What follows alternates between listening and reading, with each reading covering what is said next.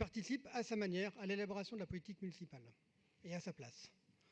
Néanmoins, il existe encore de nombreuses pistes pour améliorer cette instance. Le Conseil de la jeunesse en formule d'ailleurs un certain nombre ici. Afin de rendre plus fluides et efficaces leurs travaux, sans doute devrions-nous articuler davantage les différentes instances consultatives et faciliter leur échange.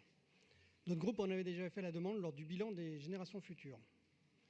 Il est bien sûr utile que des citoyens, notamment des jeunes, s'investissent dans les questions municipales. Comme il est rappelé, vous êtes intervenus sur de nombreux sujets, la propreté, la culture, le climat et les JO, qui seront évidemment un moment fort pour nous tous. À cet égard, vous formulez un certain nombre de propositions qui peuvent être ici reprises par l'exécutif et par notre conseil. Ainsi, sur le civisme et la propreté, vous aviez proposé que la ville expérimente une communication moins institutionnelle au discours positif et décalé pour sensibiliser les Parisiens, ainsi que l'implantation de mobilier urbain innovant fréquenté par le public.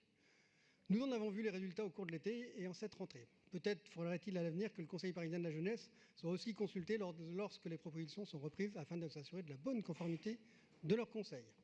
Mais en parallèle du bilan du Conseil parisien de la jeunesse, un vœu sera déposé donc en novembre, le prochain Conseil de Paris, sur l'accès au logement social des jeunes. Ce vœu demandera entre autres un assouplissement dans l'entrée dans le parc social pour une durée temporaire des jeunes parisiens.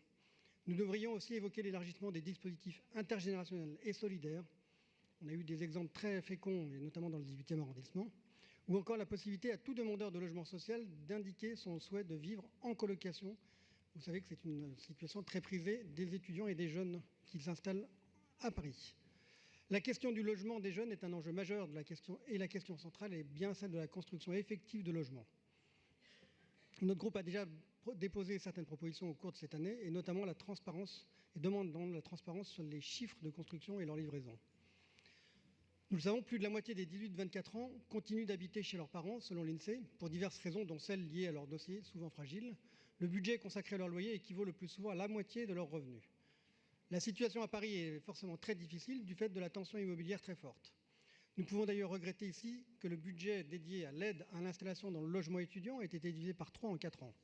C'est d'ailleurs un dispositif qui avait été proposé et imaginé en son temps par le Conseil étudiant de Paris, qui a hélas disparu et dont l'action était complémentaire du CPJ. Face à ce constat, je souhaite rappeler également que la loi Élan, votée en commission mixte paritaire mardi dernier, apporte des réponses et met en place un certain nombre de mesures.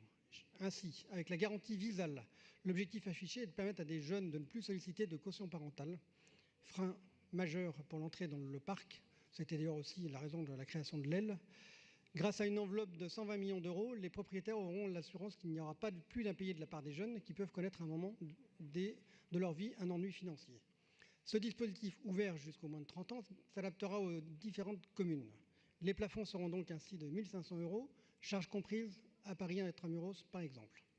Par ailleurs, sera mis en place le bail mobilité afin d'inciter les propriétaires à mettre en location leur logement parfois vacant. Beaucoup de Français avaient manifesté lors de la consultation leur besoin de disposer d'un logement pour une courte durée, le temps d'un stage, d'une formation ou d'un emploi saisonnier. Ça vaut d'ailleurs également pour les étudiants ou pour les chercheurs. Un bail de 1 à 10 mois n'existait pas, ça sera le cas désormais. Nous le voyons, les enjeux sont grands, des réponses concrètes existent. C'est bien avec la bonne volonté de nous tous que nous pourrons avancer sur cette question-là. Nous le savons, très importante. Et je tiens à saluer ici, par rapport à tous ces travaux, ce qui vient d'être fait et dit devant nous dans cette instance, pour penser à l'échelle du Grand Paris, c'est essentiel. Aujourd'hui, toutes nos décisions dans les années qui viennent devront être pensées à l'échelle de la métropole et du Grand Paris. Et vous l'avez intégré et je trouve ça formidable. Je vous remercie. Merci Didier Guyot. Je donne la parole à Madame Leïla Diri pour le groupe UDI Modem. Madame la maire, chers collègues, chers jeunes collègues, je voudrais cette année encore saluer et féliciter l'ensemble de nos jeunes investis au Conseil parisien de la jeunesse. Vous avez fait le choix de vous investir pour votre ville, pour notre ville. Vous prenez du temps et vous consacrez de l'énergie pour faire avancer avec nous des sujets importants. Notre groupe UDI Modem vous en remercie très sincèrement. Les travaux que vous avez menés depuis septembre 2017 sont, cette année encore, particulièrement intéressants. Vous avez su les valoriser dans un rapport d'activité de qualité. Vous êtes investis sur des sujets pour lesquels notre groupe porte une attention très particulière. Tout d'abord, concernant la propreté. Si votre proposition visant à communiquer par des moyens décalés est tout à fait intéressante, nous ne pouvons que regretter la façon dont l'exécutif s'est